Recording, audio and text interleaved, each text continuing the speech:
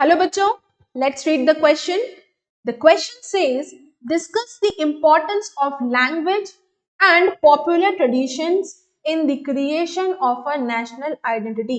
किसी भी नेशन की देश की नेशनल आइडेंटिटी को क्रिएट करने में लैंग्वेज और उसके पॉपुलर ट्रेडिशन की क्या महत्व है, क्यों इंपॉर्टेंट है, ये उस चीज को डिस्कस करना है।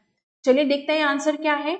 Language and popular tradition of a country are such important features that are not developed and established in one day, but after a very long time of their persistent use.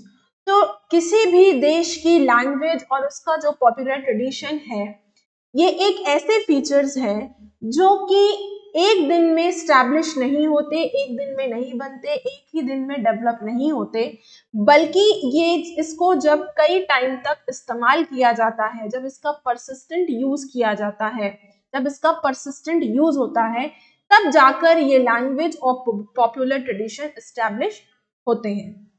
They give an individual a sense of self identity or national identity. जो language है या जो popular tradition है, ये एक particular इंसान को उसकी एक सेल्फ आइडेंटिटी की फीलिंग या नेशनल आइडेंटिटी की फीलिंग डेवलप करता है। The language he speaks and the tradition he follows identify him as a member of certain nation.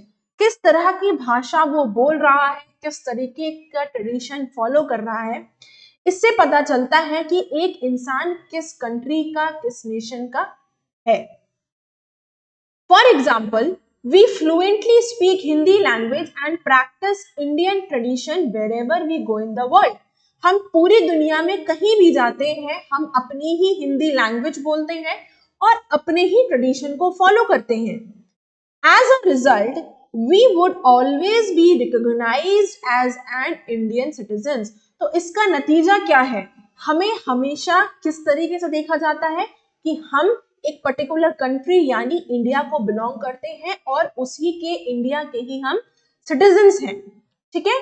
So I hope you understood the question as well as the answer. Best of luck.